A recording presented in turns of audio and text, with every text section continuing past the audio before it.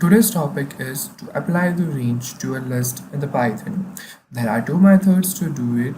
First, using an star operator, that is using an argument unpacking operator, and the second is using an extend function. Let's start from the first method, that is using an star operator. First, we are going to initialize our list, that is list1 is equals to range from 10 to the 20. After that, we are going to use an argument unpacking operator. So what this argument unpacking operator does is it's going to unpack each and every element in our list within the given perspective range.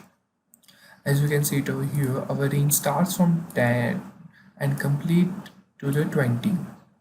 Here the 10 it gets included while the 20 is not included. That means it goes from the starting of the first element and then -1 to the last element of our range.